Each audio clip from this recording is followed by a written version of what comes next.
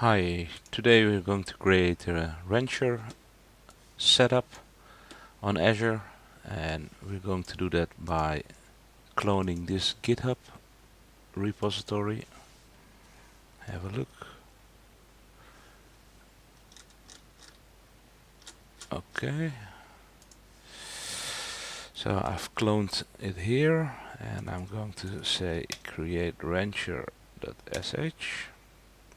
Let me make this a little bit bigger for you guys. I'm going to say rancher as the resource group. It will create a resource group named rancher. I will say the VM name is Chris the Rancher 01.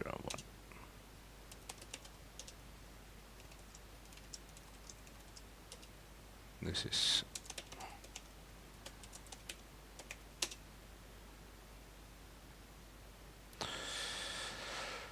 so what it does now, it will create Ubuntu machine based on this ARM template.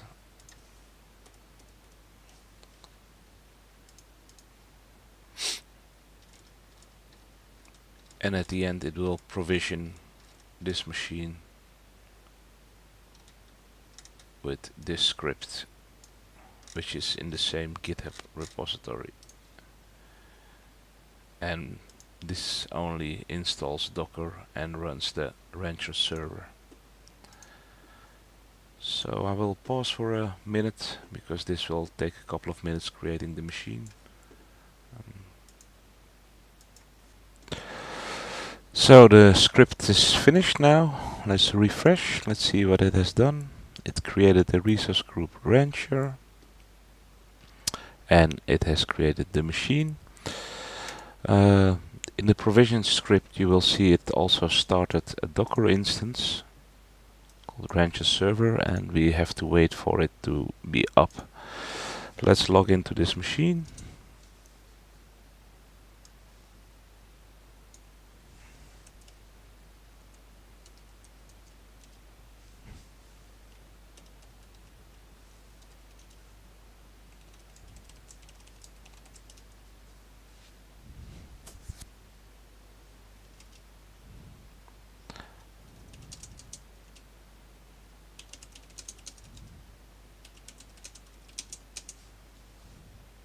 See what's going on.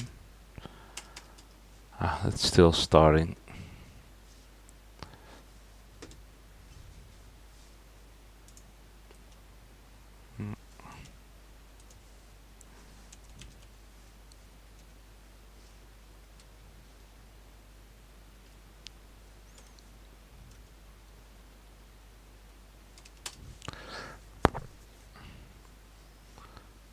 Okay, this usually also takes a couple of minutes.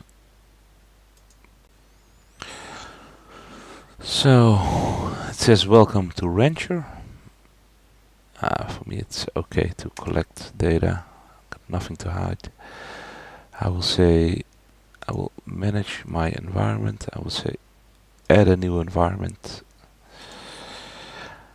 dev development env, and I will use Mesos.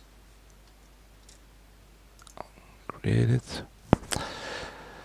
Then it's a little bit confusing because what you will see here now when you go to stacks or you go to the development environment, it will say you have to create at least 3 hosts, and that's what you need to do now.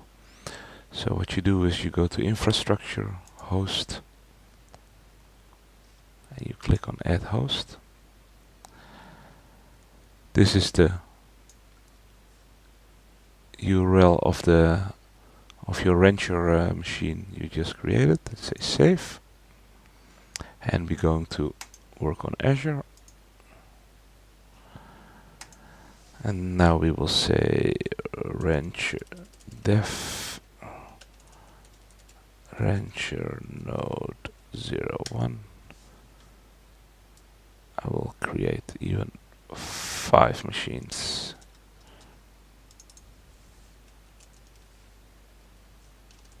Dev West Europe. We created a resource group called Rancher before. Okay, let me pause. Okay, and now we need to fill in the subscription. The easiest way to do this is go to your account, say my permissions, and there you will see your subscription ID. Copy that, paste it. Then go to an app you already registered. With the script in my other GitHub repositories, you will see create Azure login. I've created some service principles with those, and those you can find here now. So let's say, you know what, I'm just creating a new one. I will put it in the repository as well. Just added the create Azure login script to the repository.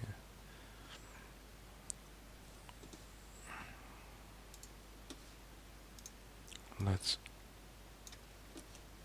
log in.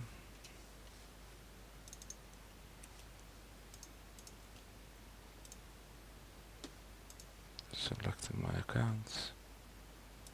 Closing this one.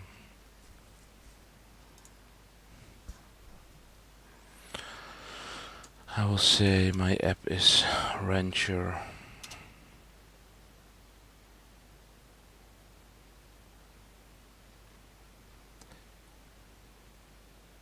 And an important part what the script is doing is binding the service principal to the proper authorizations and the proper roles actually. So it's binding for this subscription, it's binding it to the contributor role which is needed for creating resources.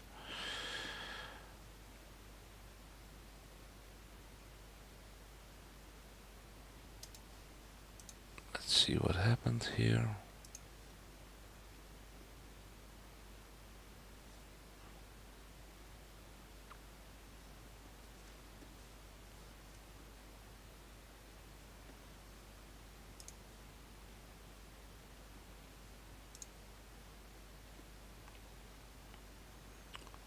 Okay, we already got the subscription ID. This is the application ID, which corresponds with the client ID, and the secret is something we have to create.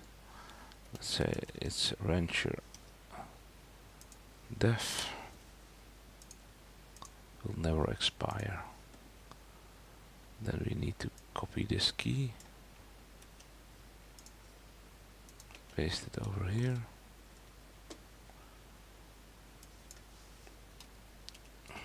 Dev Rancher, that's fine. Rancher VNet, the rest is all fine by me. And let's say we call the user also Rancher. Create.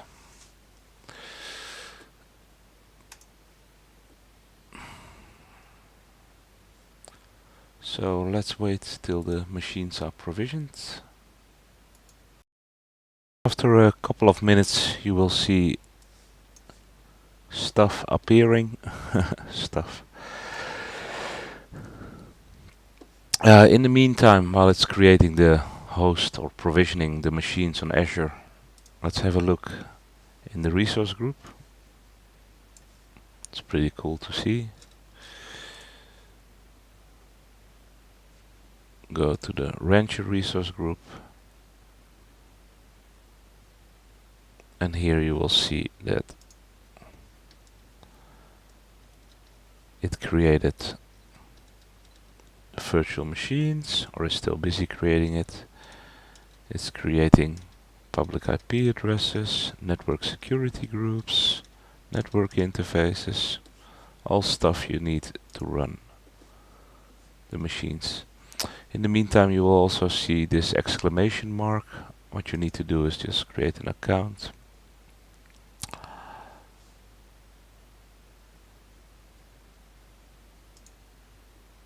access control. Let's just do it local.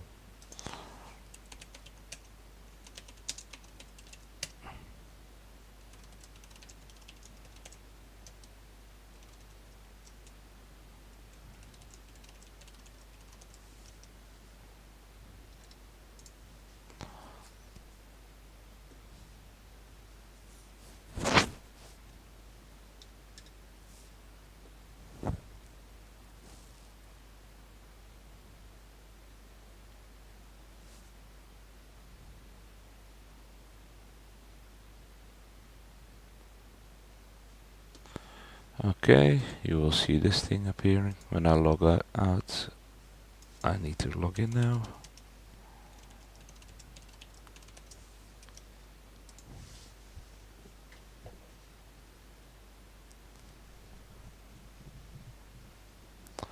Let's go to the development environment.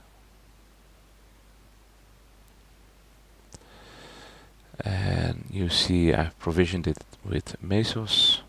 Let's see what's happening with the host. It's still busy provisioning. This is pretty cool to see when you have a look. You can see some details about the machine, and this is a little bit too big. This is the host name, the IP address, the version of Docker, the operating system which is being installed or has been installed. You can see some details about the processors, about the memory, and about the disk space. And what's even more important, about the installed components.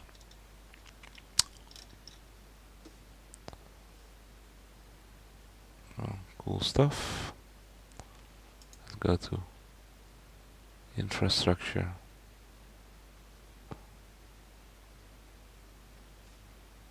It's still busy deploying.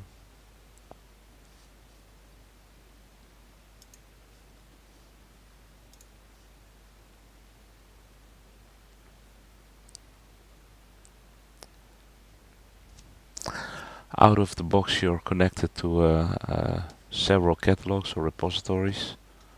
So if you would like to, for example, install Elasticsearch, just click on Elastic, fill in some details, fill in on how many nodes you want it to be available, and it will all point out itself. For this part I will just demonstrate how to deploy a simple web application. Let me prepare a little bit. So what I did in the meantime, I created a simple Docker compose file.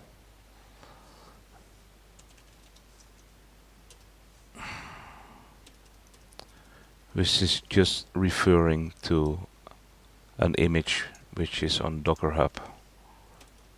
And this image is just a simple web app which is on JBoss or Wi-Fi.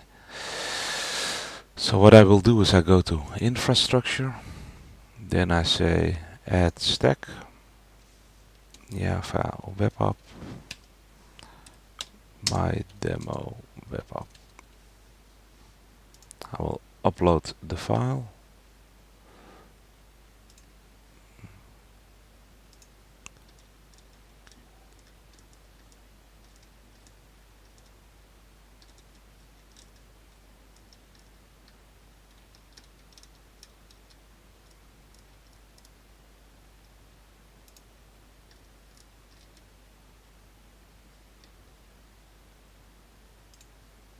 Here we go. This one. I will just say create.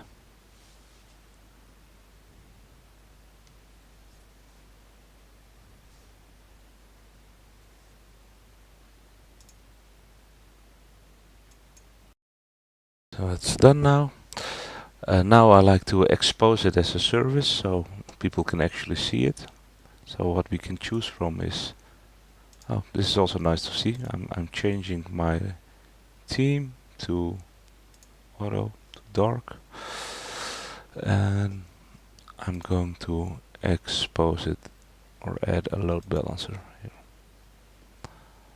For me it's fine to run it on one container, let's say two. My web app load balancer. Here I will say it's the web. I know it's port 8080, and I will also expose it as port 8080,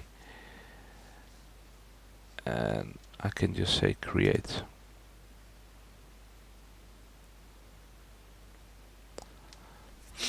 Another nice feature what you can do in the meantime it's creating the load balancer is when you click on this you can scale it. You can say, for example, I want to scale it to 3 instances. You will see live data coming up. Also, when you go to the containers, you see all the containers which are all running at the moment.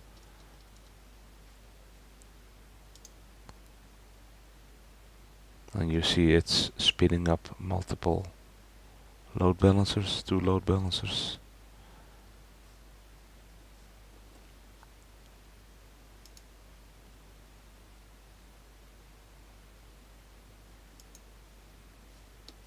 Still busy.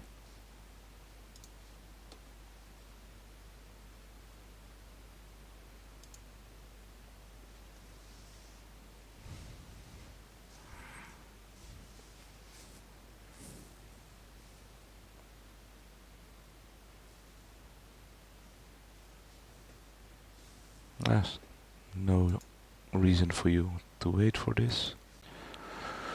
So what you will see here now, it's I created 2 load balancers and it created it on the following hosts on 52.174.196 and 105 and on the 182.156 at the end.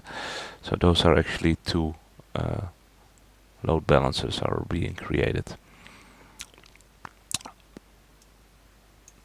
What I also can do is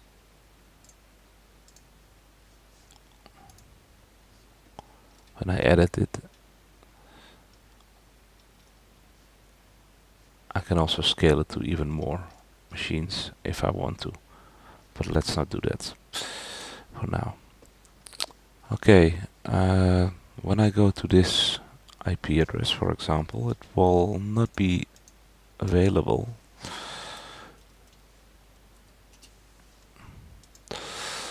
And it has to do with the fact that I'm using, or when rancheros creates your virtual machines, it also creates a firewall. So we need to open the ports on the firewall as well.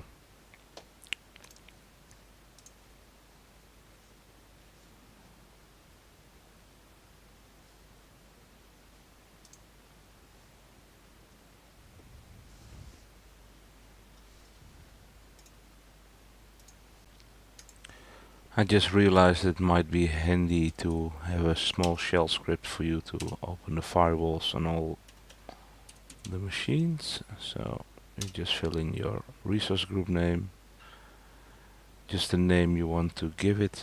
So this is for my Java web app. I'm opening port 8080 and I'm giving it a priority number 501.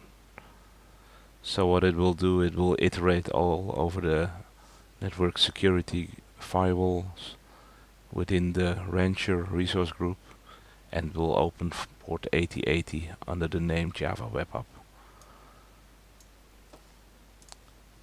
So when you look in the resource group of Rancher, you look up a firewall or a network security group. There you will see it added the rule Java Web App with priority number 501 on the port 8080.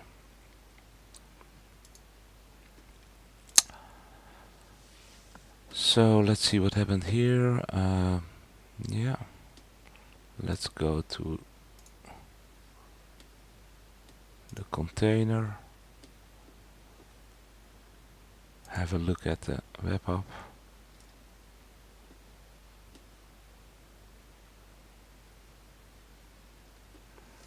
You can see some real life data here. You can look at the logs. and here you will see that the web app is available under this deployment context. So,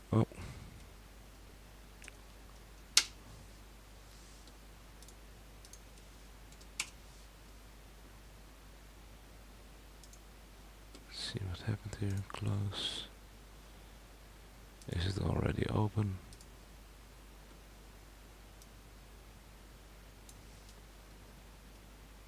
No, it's still opening.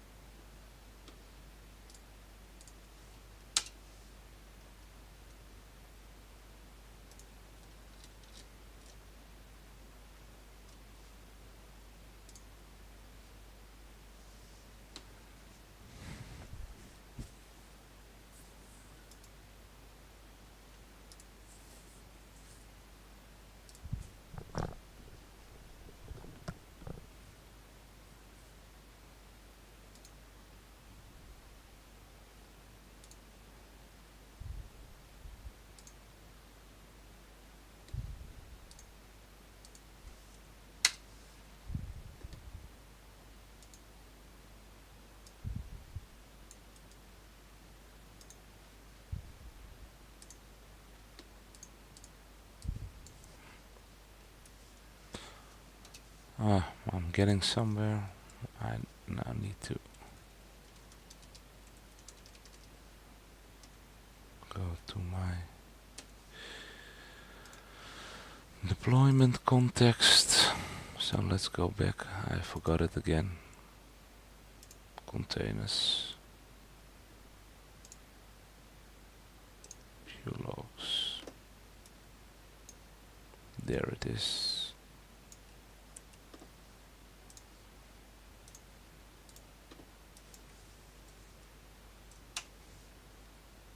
And here's my web app running on a Mesosphere cluster managed by Rancher. Hope you guys liked it, and this is the end of the demo.